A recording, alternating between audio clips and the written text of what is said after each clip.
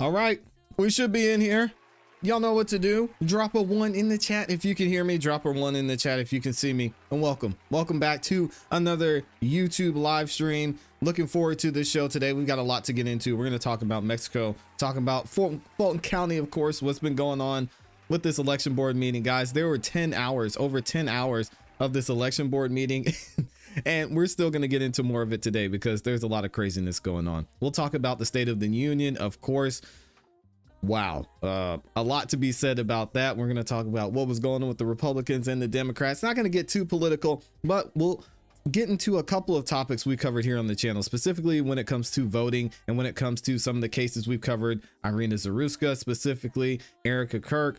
We'll get into it here. But before we do, I got to say what's up to the amazing people who make this show the amazing place that it is. Let me see who we got up in here. I know y'all are here somewhere. Let me see it. There they are. Shout out to my beautiful, awesome, amazing Amy E is in here doing what she does. That's be amazing.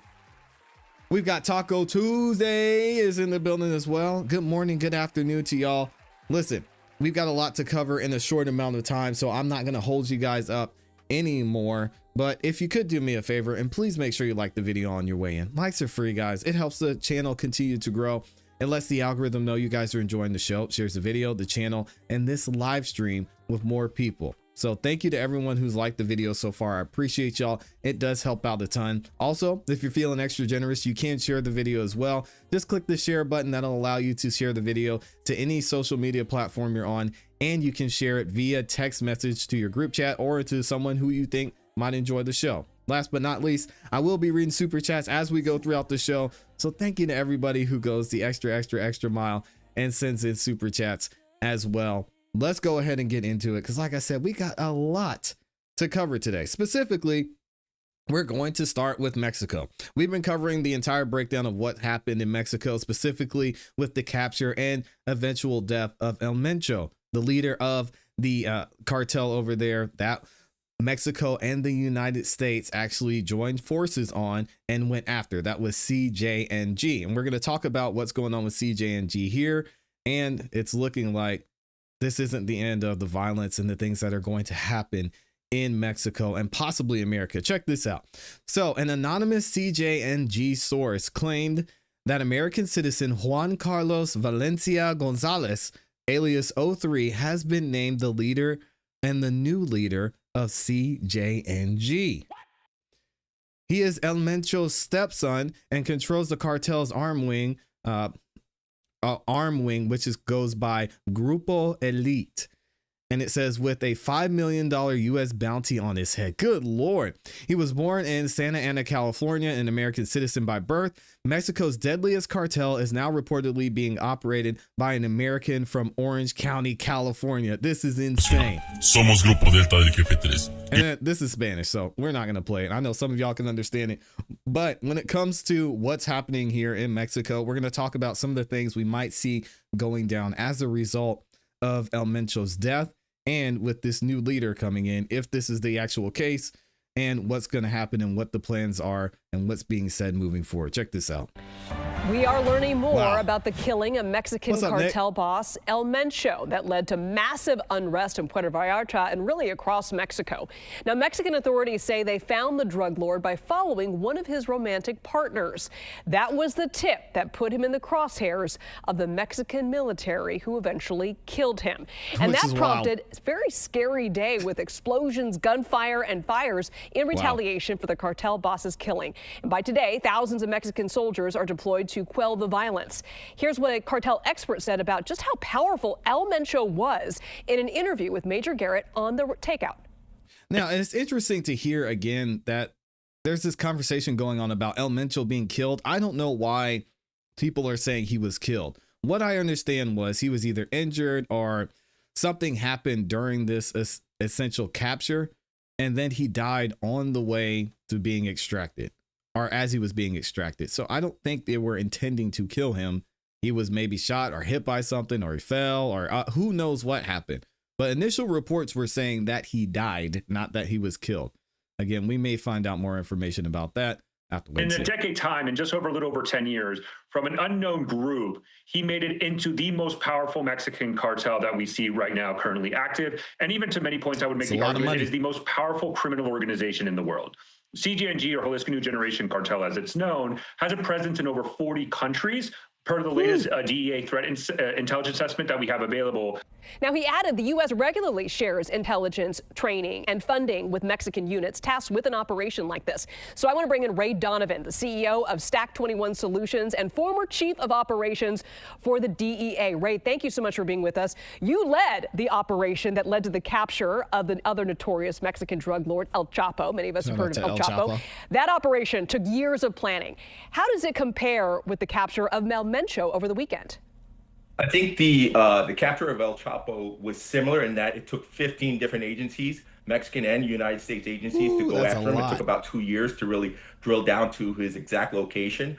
And similarly, now with the operation against Mencho and CJ&G, there's a difference. The difference is you now have the whole of government in the United States, because these cartels are designated as terrorist groups, sharing intelligence to go after those cartels. So it's and CJNG was one of the main ones, the first ones that were listed as a designated as a terrorist group last year in January, and we covered that here on the channel. There was a long list of a lot of these cartels that related. Some of them were in cahoots with Maduro, as we mentioned in the last time we covered that.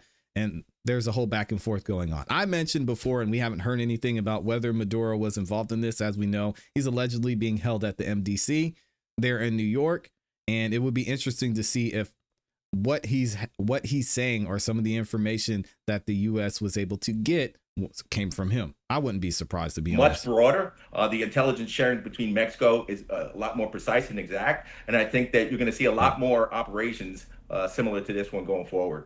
It's interesting because El Mencho's death, as we mentioned, sparked violence across Mexico between the different drug cartels. Yeah. Do you think his death is going to be enough to slow down the import and distribution of drugs here in the U.S., or will his cartel or others, which have thousands of members, simply find a new leader? Is it enough to cut off the head of a snake? Will two more grow back?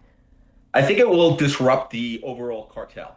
And I think that we're going to see a power struggle, power vacuum taking place right now. And some of the elements within the cartel will align with other organizations. Some will form their own independent organizations going forward. So the next few years will be critical to the outcome of what's going to happen with CJ&G. I'm going to be honest, guys, and this is completely and totally selfish take of me. I want the U.S. to take Mexico. I'm going to be honest. Because one, it seems like there's a good opportunity there for so much, but I want to be able to travel to Mexico and not have to worry about it. It's an amazing country. The scenery is great. I love the people there. I love the language, and so many locations in Mexico are beautiful. But again, I'm apprehensive about traveling there sometimes because of situations like this. There are people there who are United States citizens that are still dealing with this shelter in place because of what happened. And it seems like this could happen. This type of thing could happen at any time, not to mention the cartel's heavy involvement in Mexico as a country and in certain areas. It's not even worth it. So, man, hey, I'm calling on the president. Y'all go ahead, take over Mexico so we can travel there and chill out, because I don't want to deal with this. Man, I was playing the Mexico.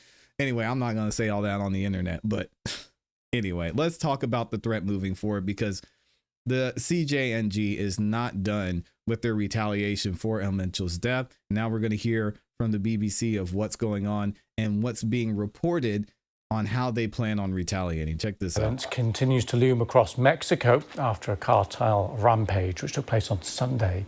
The killing of the leader of Mexico's Jalisco New Generation cartel, known as El Mencho, led to a wave of violence across the country, plunging some parts into chaos. Our Mexico correspondent Will Grant sent this. After moving to Mexico from Swindon 9 years ago, Alan Percy and his family opened a dog sanctuary in Puerto Vallarta. Today they care for 300 abandoned dogs in the largest animal refuge in Jalisco state. It's all-consuming work, but on Sunday their task became even harder. Alan was held up at gunpoint by cartel members who stole his truck. We were confronted by a convoy of must have been 10 vehicles loaded with cartel members, heavily armoured with automatics. There were guns mounted on the roofs of the trucks, and they blocked the road and they stopped us. I know enough Spanish that when they were saying solo coche, that they just wanted the car. The cartel show of force shook Puerto Vallarta, including attack on the city's Costco store. It was meant to be a normal Sunday when the customers at this wholesale store found themselves in the middle of an outpouring of cartel violence. Look at that, But beyond guys. the loss of their vehicles, many wonder now if there's more cartel violence to come and what that will mean for their otherwise peaceful beach community. ¿Cómo está? The mayor, Luis Murguia, insists Puerto Vallarta is getting back on its feet. But he admits the authorities would struggle to cope if the Jalisco cartel descends into an all-out internal war. It won't happen. We have to make sure we don't make problems worse in a complex, intense moment. We must look out for our people, for the tourists who visit. That's what we need to do as local government, he told me. Why would a car be set on fire right there? Tourists and foreigners are vital to Puerto Vallarta's economy. One resident, Lizzie Kutinek from Stockport, filmed the violence up close. But after days of sheltering in place, she still says the cartel's show of power won't force her family to leave. Has it changed my mind about Vallarta? No. And of course, now that we see only a few days, 24 hours even later, people are trying to get back to normal, which is what we do here. We have hurricanes, we have earthquakes, and we band together and get back to normal as soon as possible. I don't think people are intimidated here, put it that way.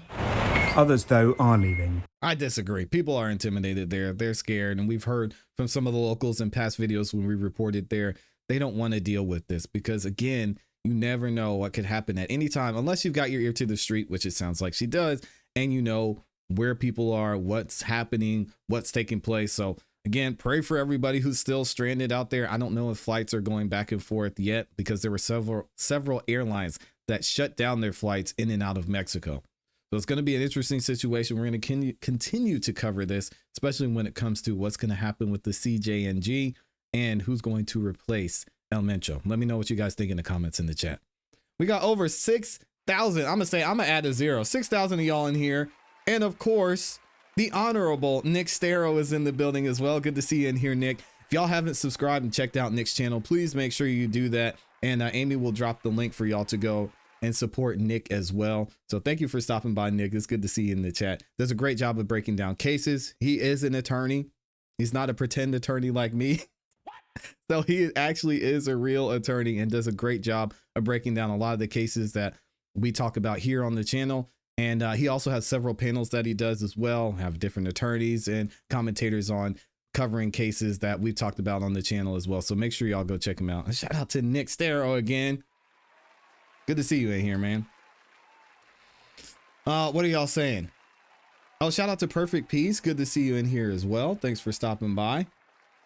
We're going to get right into our next topic because, again, we got a lot to cover in a short period of time because y'all know we starting up late. So I gotta get you the news over here because, wow.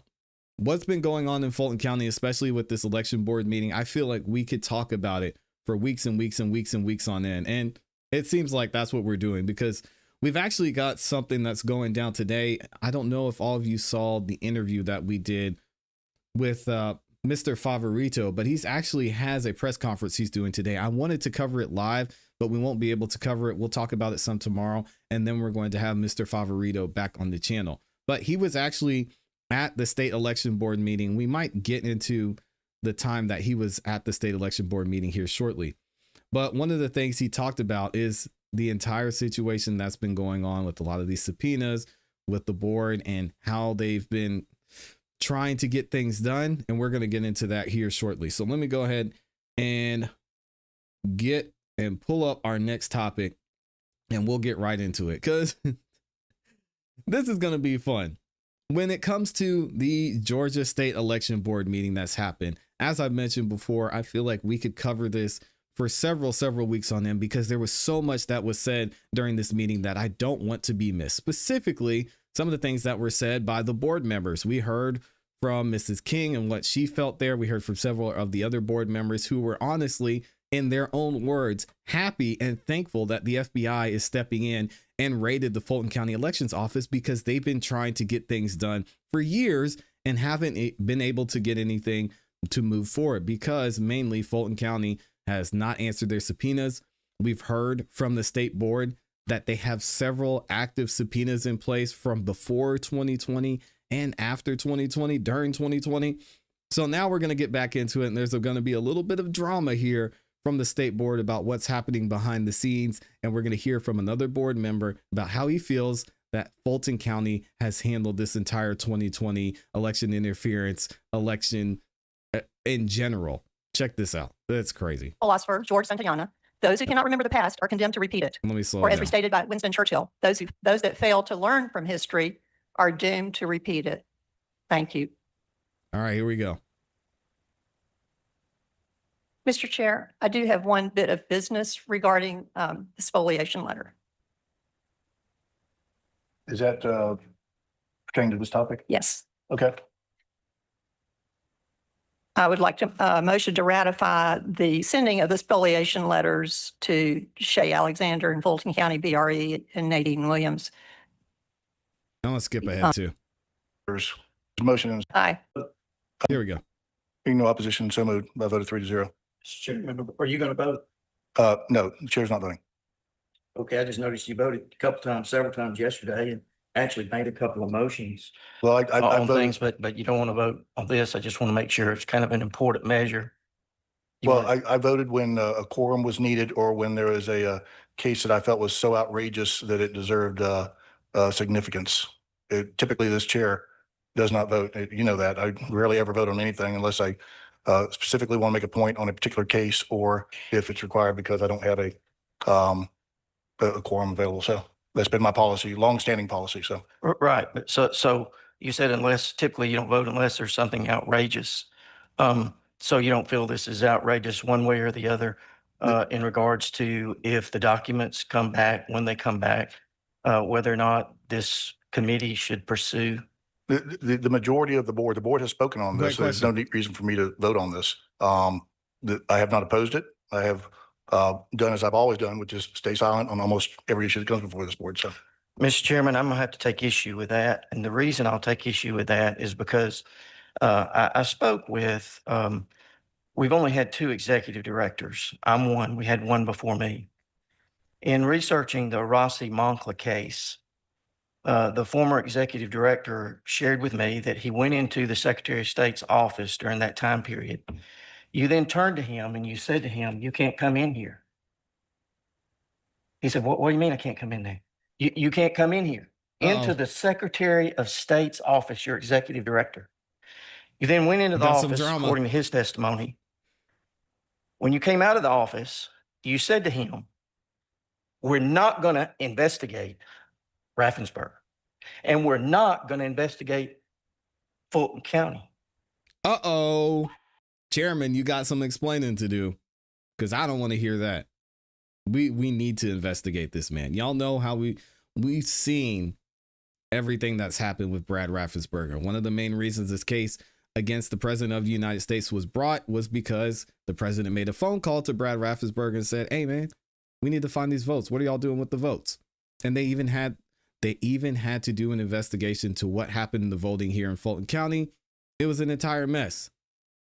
And not one time, not 2 times, 3 times. The votes weren't adding up. So why we wouldn't want to investigate Brad Raffensperger is beyond me. Well, let's hear him out. And we're not going to deal with the 2020 elections anymore. That executive director then said to you, but Mr. Chairman, you have a committee. I'm telling you, we're not going to do it. Now that's his testimony to me. So don't tell me that you did not obstruct. That is obstruction. When you tell your executive director that he cannot come into another government agency. Now, what this board decides to do is the will of the board, but you don't have a right to say that. Now, you have a right to choose as chairman whether you want to vote on any measure.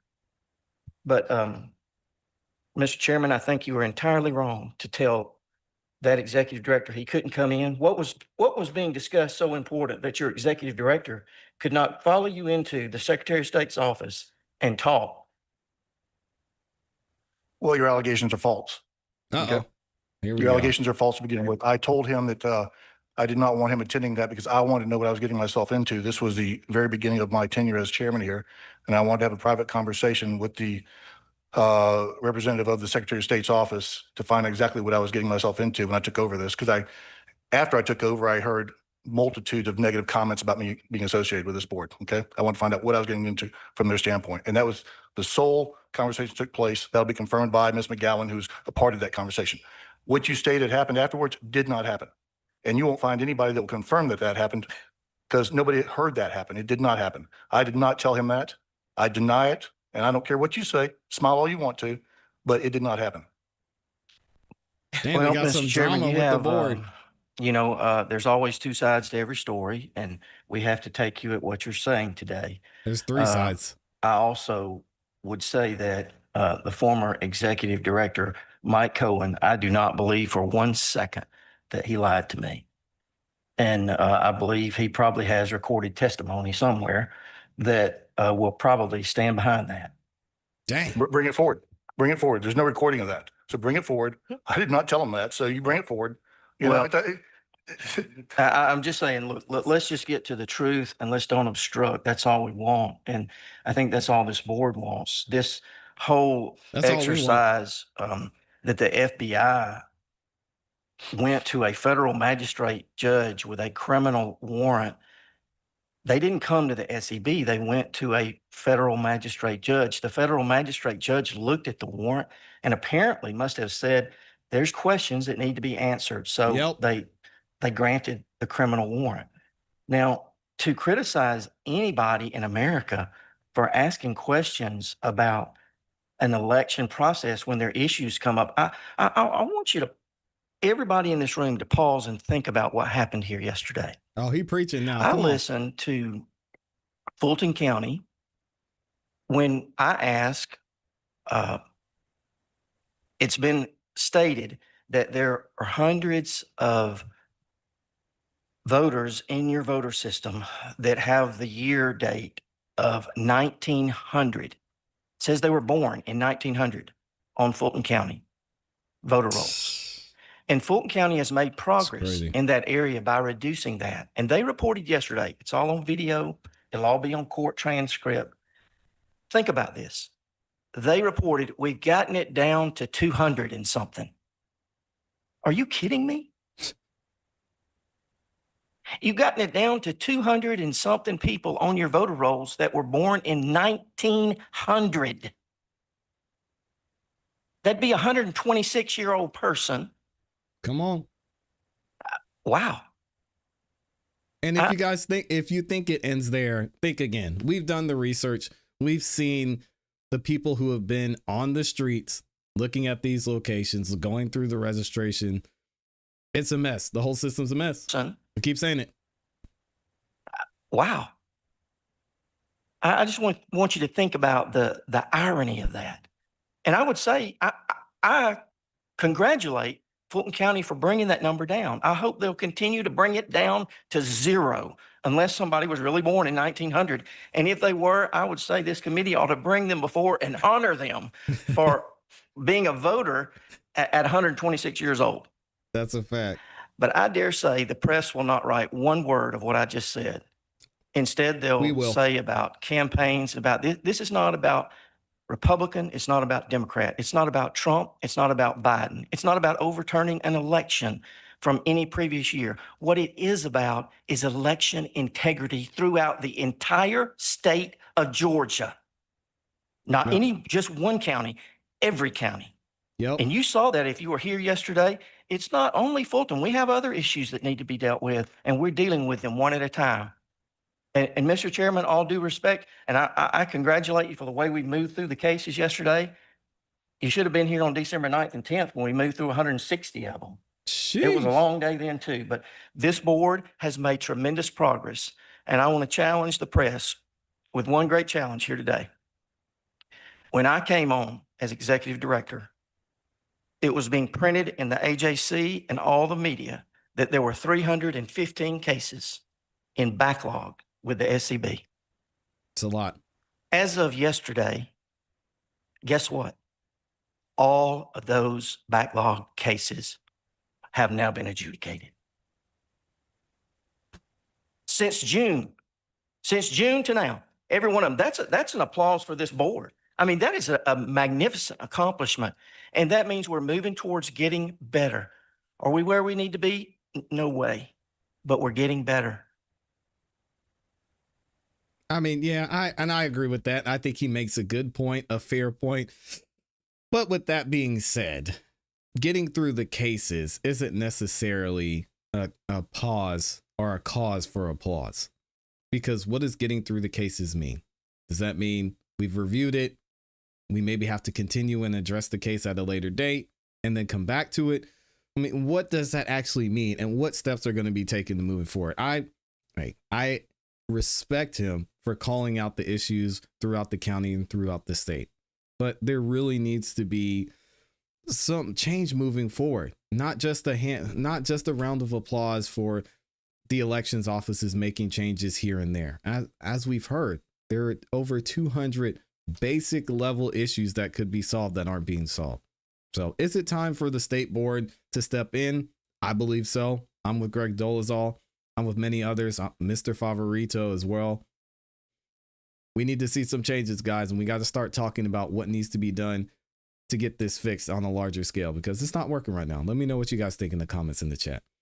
I had another segment I wanted to get to for this too, y'all, but dang, the time's going by so quick, because there's some testimony that I wanted y'all to hear from the actual people that gets intense. We may have to do that on the next show. Let me read a couple of comments and then we'll start talking about the State of the Union, because I want to hear y'all's thoughts on this too. Wow, the chairman needs to be investigated. If that's true, if the accusations are true, yeah, we need to figure out what's going on there. We've also got, let's see, Trump and his associates engaged in an illegal scheme to overturn election results with fake and fraudulent electoral certificates. For whatever reason, you are obsessed with his prosecutors. Oh, I don't know. Yeah, I don't know who that is. We've called it on both sides. I mean, we heard the state elections board say they were going to send a letter of reprimand to Elon Musk's company, or the company that's mainly run by Elon Musk, because of the way they handled the election, the way they handled the 2020 election, and some of the things they did during that election that weren't up to par. Well, we've covered that here, but I think people, I won't call any names, people just stop by the show when we cover certain topics and they don't actually look at what we've been talking about and covering as a channel as a whole. We keep it objective, we keep it fair, and we call it fair on both sides. I would like to think so anyway, but we'll get into that in a second. Let's see. Fulton County can stop saying the president is after them. They won't. They're perpetual victims. Since the state board has made it known that it was them that contacted the Department of Justice, not the president. Thank you. See, that's somebody who watches the content and who has actually been seeing the research that we've done here on this channel. Yes. The board member said, we were tired of it. And that's why we reached out to the Department of Justice. We're like, hey, can y'all help us out? Because we've got subpoenas that are still active that are being ignored by Fulton County. We have people who are filing and requesting information from the elections office, and they're being told in Fulton County that those records don't exist, and they're being lied to. It's not okay. And of course, they had to get involved, because who else was going to do this? So again, I think people, not that you have to watch this content all the time. I would love it if you did, and you could do your own research, but we really are objective and we try and look at the actual facts of what's going on, not make it a left or a right thing like we are somewhat about to do in this next topic. So let's get into it. Guys, the State of the Union address by the President of the United States took place just last night. And if I were to say it was interesting, that would be probably the understatement of 2026. We're going to get into some of the things that happened here, and specifically looking at a lot of what we've been covering here on the channel. We've covered the case of Irina Zaruska. We've talked about the voting here in Fulton County and many, many other topics. But first, we're going to hear from some of the people who were involved and who spoke out during the State of the Union address. Specifically, we're going to start out with hearing about and from Kamala Harris. I think it's just for comic relief. I don't really care what Kamala Harris has to say, but I know a lot of y'all, and there are many of you that do and may not have heard this. So check this out. Kamala Harris, and should I say Kamala? I'm going to say Kamala just to make y'all even more annoyed. Kamala Harris about Trump's State of the Union. I watched it. It was full of lies. Really? Let's see what she had to say. It was full of. I watched it. It was full of lies. And, you know, when he wasn't lying, it reminded me of our kids going to show and tell at school. It was nothing that was true about really how the American people right now, so many are suffering under the weight of high prices, unaffordable healthcare, unaffordable housing. And by the way, guys, this is the woman that was the vice president for the previous 4 years that's saying this. You know, these high prices just came out of nowhere, according to Kamala Harris, because Donald Trump is in office. How the American people right now, so many are suffering under the weight of high prices, unaffordable healthcare, unaffordable housing. Yeah. And it was, you know, we've come to expect it. And, you know, some people have said it was really quite boring and that there was nothing very interesting about it because it was the same old, same old. The guy lying about what he intends to do, what he has done, and the state of our economy and the state of the world. Yeah, again, I will agree with Kamala that it was somewhat boring. There, guys, you can ask Amy. I tried to rage quit several times during the State of the Union, and I had to stay in there and I had to listen because I knew we were going to cover it on this channel. One of the interesting things that happened, and one of the things I think we have to talk about here, is what Amy posted. She said, check this out. We are willing to stand for America and they want to sit out. That's what America needs to think about when they vote in the November midterms. Now, again, I don't want to get into the political side of things, but this entire situation was very weird to me. If you don't know what I'm talking about, I'll play this video for you and then we'll get into it here. As for that viral moment we all saw when Democrats remained seated after President Trump asked Congress to stand if they support protecting Americans instead of illegal immigrants, every Republican we caught up with after the speech said that was a stunning visual and shows why there's a fight over DHS money right now. I guess my first thought was, who do they hate more, our country or Donald Trump? It shows the difference between Republicans and Democrats. We want secure borders, safe streets. Democrats want chaos on the border. We were willing to stand for America, and they just want to sit it out. That is what America needs to think about when they go to vote in these November. As for that viral moment we all saw. Yeah, and again, that whole situation we're going to get into, and I'll play the video for you guys in the next segment, because sitting while you're being asked to support Americans is just strange to me. It doesn't make sense. I cannot understand why not only someone in politics, but someone who is a citizen of this country would be upset or be afraid or not agree with putting Americans first. It doesn't make sense to me. One of the people who was upset about this is someone whose name I'm probably going to get wrong, but I really don't care because what I've seen from this person has been absolutely outrageous. This is Ilhan Omar. What did she say? She was mad and upset when the president of the United States called out people for not standing in support of America. Americans for not supporting America. Very strange. What did she have to say about this? They're blocking the removal of these people out of our country, and you should be ashamed of yourself. She told the president of the United States that he's a murderer. Again, we're talking about assassination attempts, people getting shot. Charlie Kirk, rest in peace, was killed. And I think some of this rhetoric and some of the things that are being said, these people at some point need to be held accountable. Will they? Probably not. But this type of behavior, this type of thing, it needs to end. It needs to stop because it's embarrassing in the first place. You don't want to stand up and support America. Why? Why do you hate this country so much? I don't understand. Now, here's the extended version. Isn't that a shame? You should be ashamed of yourself not standing up. You should be ashamed of yourself. That is why I'm also asking you to end deadly sanctuary cities that protect the criminals and enact serious penalties for public officials who block the removal of criminal aliens, in many cases, drug lords. She says, you have killed Americans. Wow. murderers all over our country. They're blocking the removal of these people out of our country, and you should be ashamed of yourself.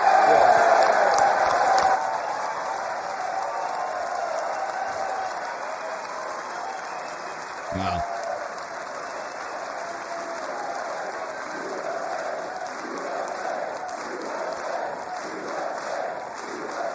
I don't know why she's here.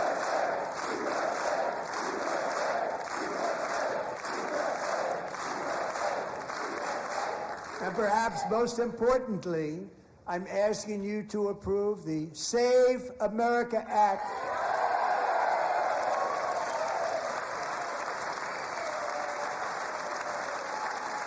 And it's interesting, you know, hearing the commentary going on around this, saying, oh, this speech was divisive.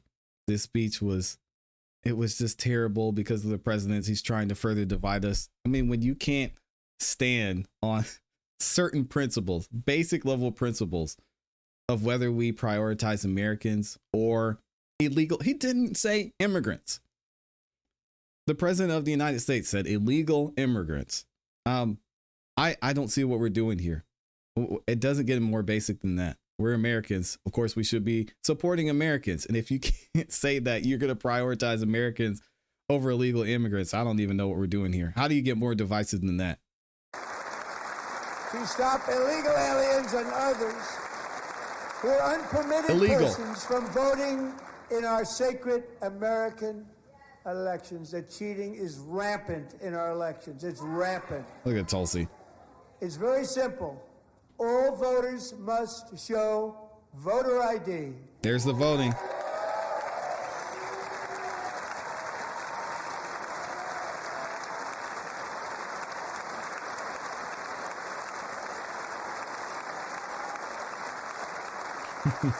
All voters must show proof of citizenship in order to vote. Seems pretty straightforward. Again, guys, how can you be mad at this? Whether you're a Democrat or a Republican or an independent or a progressive, how could you be mad at that? It makes sense. You need an ID. You need to show that you're a citizen. Pretty straightforward, right? No, this is divisive. How dare he? And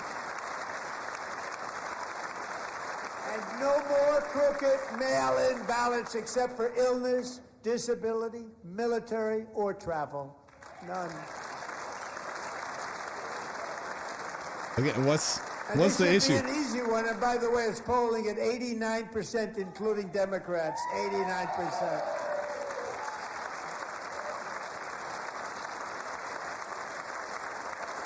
And people aren't talking about that. They're not talking about how a lot of the way things are moving when it comes to voting, like we talked about here in Fulton County, it's being seen that there needs to be a change here. Why you would be against that? I don't know. I'm sure there's a discussion about that, about control and about taking power away. It seems pretty straightforward to me. Well, Ilhan Omar, she defended what she said and yelling at the president of the United States, calling him a murderer and saying he murdered Americans by saying this. She defended, and Amy posted this over on X. If y'all don't follow Amy, make sure you do, at @IamyLeigh on X. That's at @IamyLeigh on X. She says that Ilhan Omar defended her decision to heckle President Donald Trump during his State of the Union address by saying and insisting her outburst was really unavoidable because she has no control. As Trump spoke about protecting American citizens and defending his immigration policies, Omar shouted from her seat, "You are a murderer and you're a liar," drawing visible reactions across the House chamber. After the speech, a reporter on CNN pressed Omar on reports that the House Democratic leader, Hakeem Jeffries, had advised Democrats to either skip the address or sit in silence. Should you have boycotted the address, the reporter asked? Do you think that you violated the guidelines set out by your own leader? She says, no, I think it was really unavoidable. She said she reacted when Trump spoke about protecting Americans, arguing that his administration was responsible for the deaths of 2 of her constituents in Minneapolis. Really? I don't see how that's the case. Also, this went down. The president of the United States calls out New York City Mayor which is New York City. Y'all need to be concerned about what's going on there, but I'll leave it alone. We got issues here in Fulton County for requiring 2 forms of ID and a social security card to shovel snow, but not to vote. They want people to shovel snow, but if you apply, you need to show 2 forms of ID and a social security card. Yet no ID for the greatest privilege of all of them, which is voting. The hypocrisy is hilarious. And even the new communist mayor of New York City, I think he's a nice guy, actually. Speak to him a lot.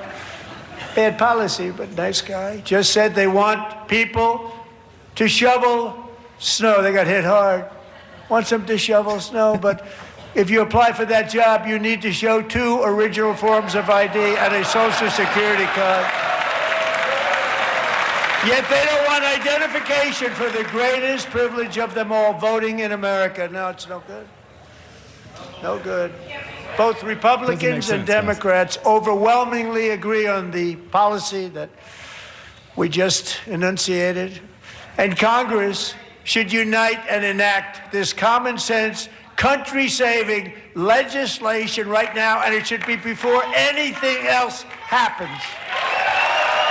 Let me know what you guys think about this in the comments in the chat. And we've got more to get into as well. Thank y'all for hanging in there. I know once we start to get on the politicky side, things get weird, but it needs to be discussed. Because again, and let me double check, because am I lagging on y'all? Let me double check and make sure we don't have some lag here.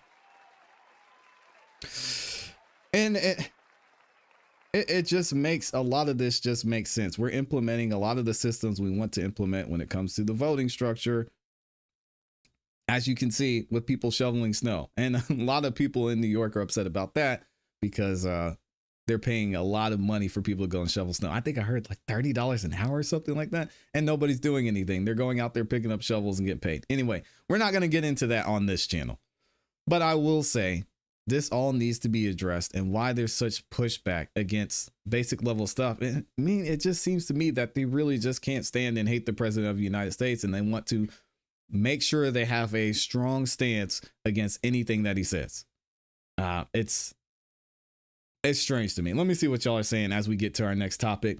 Snow shovelers had to bring 2 tiny pictures. Will they use those for fake driver's licenses to vote? Yeah, we'll have to wait and see how that goes down. Oh man. That's hilarious. Noah says, I agree with you. Is she now claiming she has Tourette's? Yeah, she said it was unavoidable. I couldn't help myself. I just had to speak. He was lying, as Kamala Harris said. Let's get to this next segment. Let's see. Madami's wage will hurt small businesses. It's getting wild out here. Gavin Newsom out in California. Same thing. But anyway, we're not going to talk about those fine gentlemen during this segment. But what we are going to talk about is what I led with was this whole Stand Up for America situation. This to me is absolutely disturbing, and I don't know why the other side, we're not going to say what the other side is, because they could be Democrats, they could be Republicans, who knows, who cares? Not standing up for America does not make sense to me. And during the State of the Union address, the President of the United States made a clear and simple statement about standing up if you support America over people who have entered this country illegally. Should be something pretty basic, right? You guys let me know in the comments in the chat. Is that something you support? You support Americans over that? If so, let me know. Either way, Democrats refuse to stand up, and I don't understand why still to this day. We're going to play the video for you guys here. I wanted you to look at it if you haven't seen this yet, and let me know your thoughts on is this something? Is it nothing? Are they just trying to make a statement, or is it really just pettiness because they don't like the President of the United States? Above all, unleashing America's promise requires keeping our communities safe.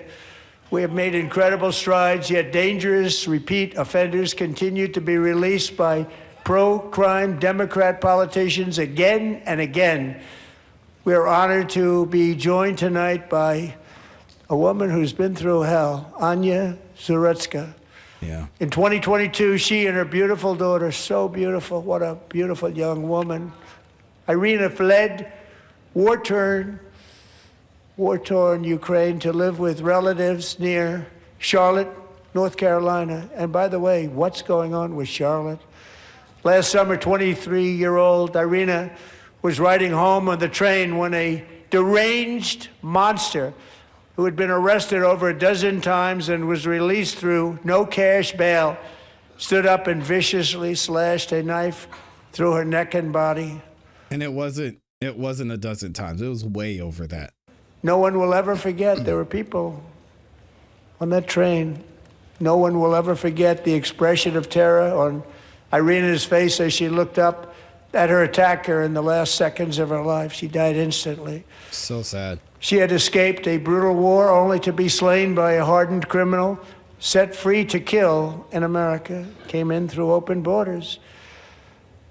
Mrs. Zaretsky, tonight I promise you we will ensure justice for your magnificent daughter, Irina. Sad, man. And y'all see Erica Kirk sitting right next to them.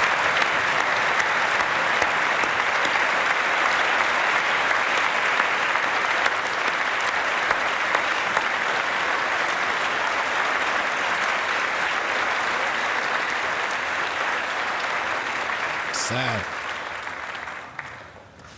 How do you not stand? How do you not stand?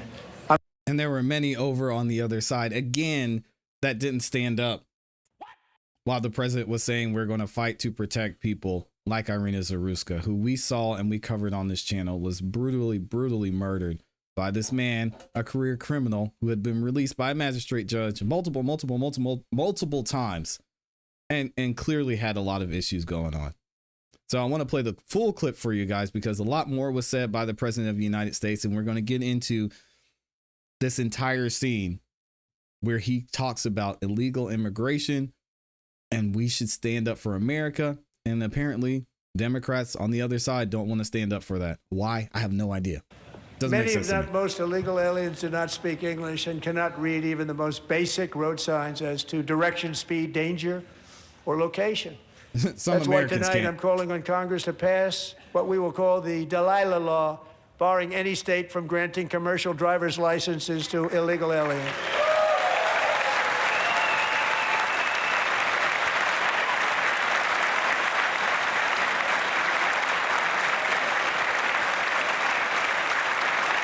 And yesterday, as you probably saw at the White House, I hosted a ceremony with Americans who lost their treasured loved ones to the scourge of illegal immigration. People came into our country, how we allowed this to happen with our open borders. These are the angel moms and families that for decades our government betrayed and our media totally ignored. It was terrible. Hard to believe, actually. In 2023, a 16-year-old high school cheerleader named Elizabeth Medina was supposed to perform in her town's Christmas parade, but she never arrived. Her mother, Jacqueline, went home to look for her, and she found her lying dead in a bathtub, bleeding profusely after being stabbed 25 times. Elizabeth's killer was a previously arrested illegal alien who had broken in and brutally extinguished the brightest light in her family's life, violently and viciously. Her heartbroken mother is in the gallery to remind everyone in this chamber exactly why we are deporting illegal alien criminals to our country at record numbers, and we're getting them the hell out of here fast. We don't want them.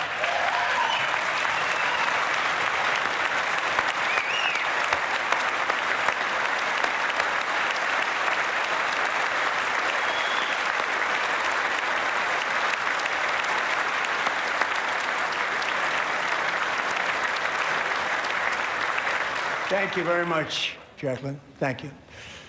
We can never forget that many in this room not only allowed the border invasion to happen before I got involved, but indeed they would do it all over again if they ever had the chance. If they ever got elected, they would open up those borders to some of the worst criminals anywhere in the world.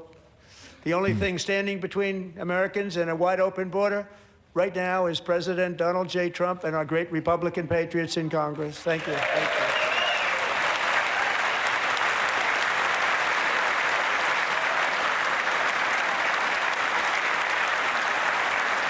As we speak, Democrats in this chamber have cut off all funding for the Department of Homeland Security. It's all cut off. Crazy. It's all cut off. They have instituted another Democrat shutdown, the first one costing us 2 points on GDP. 2 points we lost on GDP, which probably made them quite happy, actually. Now they have closed the agency responsible for protecting Americans from terrorists and murderers. Tonight I'm demanding the full and immediate restoration of all funding for the border security, homeland security of the United States, and also for helping people clean up their snow. We have no money because of the Democrats, and it would be nice, we'd love to give you a hand at cleaning it up, but you give no money. Nobody's getting paid. It's a shame. So you have to. So can anybody answer for me again, who's on that side? Because I'm not going to call it a blue or red side, because you all know how I feel about this. I think they're on the same side. We won't get into that today. But what is the deal with the protection of illegal immigrants? I don't understand it. Why take away the funding from the Department of Homeland Security? Why? I've done the research. I've looked into it. To me, it doesn't make sense when it comes to protecting and supporting America. You've even heard Hillary Clinton herself talk about how her husband and how President Obama handled things differently. And they did even more when it comes to immigration. Barack Obama was called the deporter in chief because we covered here on this channel what he did. So what is the issue? Is it just the way it's being done? Is the fact that the president is Donald Trump? Why are we pushing so far we have, against in case this? you didn't know, a pretty large snowstorm out there. One of the great things about the State of the Union is how it gives Americans the chance to see clearly what their representatives really believe. So tonight I'm inviting every legislator to join with my administration in reaffirming a fundamental principle. If you agree with this statement, then stand up and show your support. The first duty of the American government is to protect American citizens, not illegal aliens.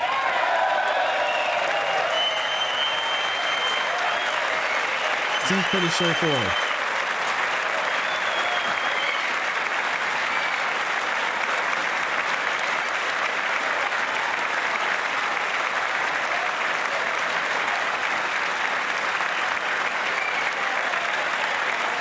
I don't get it.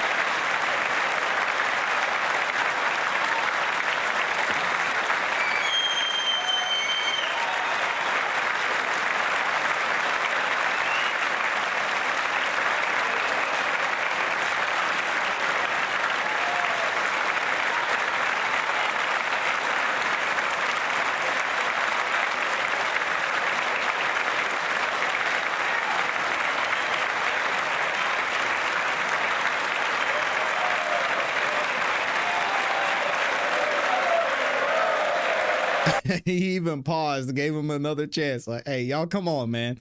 Stop the pettiness. Can we get together on something? Nope. Crazy.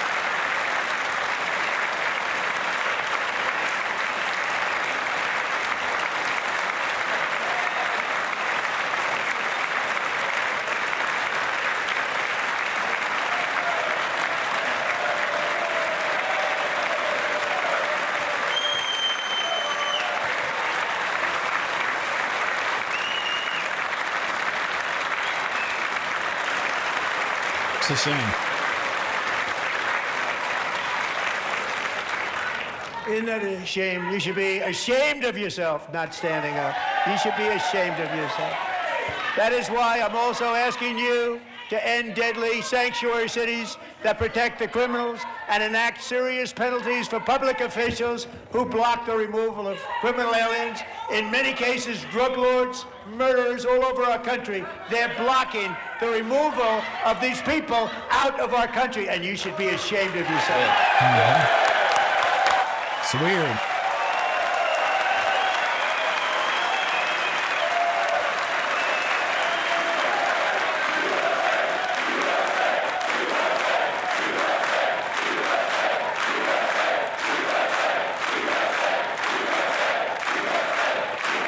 I'm going to leave it there. Guys, listen, if you're not America First, please unsubscribe from this channel, especially if you're an American. I do not understand the current pushback from the other side. This seems to be a basic issue, and again is another reason why things can't move forward, because we cannot get together on the basic fact that people who are here illegally should go through the proper channels to get that done. I don't know what it's going to take. I don't know if that's ever going to change. Most likely not. Y'all have to let me know what you think about this in the comments in the chat. Thank y'all for the love, man. I see so many of you confused as well. I can't believe they didn't stand for the American people. They stand for illegals. Sad. I don't know, do they? I think they just stand against the president of the United States. I think that's what it is. Either way, thank y'all for the love. Thank you to everybody who supported. Thank y'all for liking the video as well. Please make sure you like the video on your way out. If you haven't yet subscribed, hit the notification bell so you don't miss any time that we go live or drop a new video. We will be back tomorrow, and y'all don't want to miss out on that show. We've got a lot to talk about, some things and updates going on with Don Lemon. Of course, we're going to get back into the Fulton County Election Board's meeting because some of the testimony gets interesting there as well. I hope you guys have a great rest of your day. I appreciate every single one of you. As always, you know what to do. Keep growing, keep pushing, keep it classy. We go. Peace. Hate Trump more than they love our country?